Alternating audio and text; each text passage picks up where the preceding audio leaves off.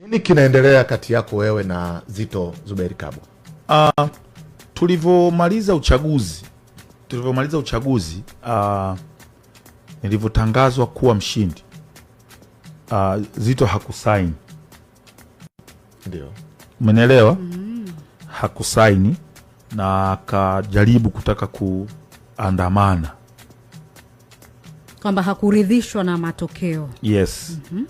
Lakini baadaye nadhani alidhibitiwa na vitu kama hivyo, basi akaondoka zake. Baadaye nilipokea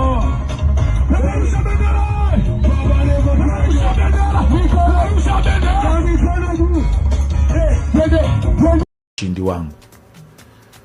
Sasa sisi ni binadamu.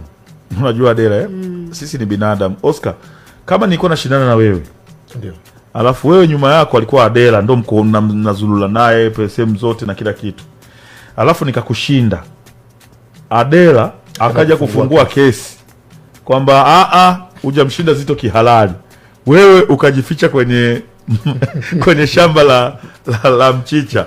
Mimi sina kuona tu, nakwambia Oscar, acha maneno yako ndugu yangu. Wewe toka tu, kwa sababu kiwalisia. Kwa kumbe aliyefungua kesi sio Zitto, ni wanachama. Ni wanachama wengine tofauti kabisa. Kwa lakini sasa wewe mbona message yako umemwandikia Zitto? Sasa mimi kiwalisia, ukisoma ujumbe wangu nimemwandikia namna bora ya kuweza kuujenga mji wetu. Yes, kwa sababu mimi Adela, mimi niliacha kazi.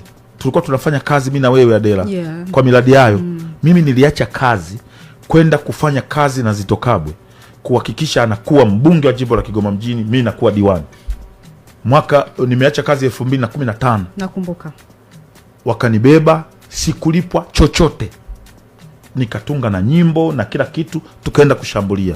Tukafanikiwa. Tukashangilia kwa pamoja, tukaenda tukafanya kazi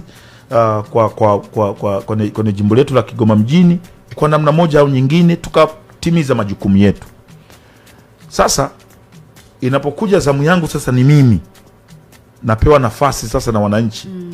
Nilitegemea yeye sasa angekaa aone kwamba bwana, huyu bwana mdogo, niliwaambia wananchi hafai kuwa mbunge, wanichague mimi. Wao wamemchagua yeye, ngoja waone kwamba nilichowaambia nilikuwa niko sahihi. Mwenelewa vizuri. Lakini sio kuzuia sasa, asiwe mbunge alelele, either kwa we mwenyewe au kwa kutumia watu wa pembeni yako. Kwa hiyo mwisho wa siku ni kesi iko mahakamani na sababu zao ni nyingi, na wanasheria wanajua namna ambavyo wanaweza kuzichambua hizo sheria. Sijui kama unanielewa vizuri. Sababu walizoziweka ni nyingi, kwa wanasheria watajua, wameshajibu, itakwenda kesi mahakamani, itakuwa open, watu watasikiliza, watajua kama hoja zina msingi, kama hazina msingi. Basi kama zina msingi watashinda uchaguzi, jimbo la Kigoma mjini tarudia uchaguzi. Umewahi kuzungumza na Zitto Kabwe au kuwasiliana kwa chat na nini? Mara nyingi. Baada ya uchaguzi? Mara nyingi. Mna chat? Yeah, mara nyingi. Hata hii kesi nilimuuliza, vipi? Akasema mimi sihusiki na nini. Nikamwambia hapana, hii watu ndio wale walikuwa uko nao.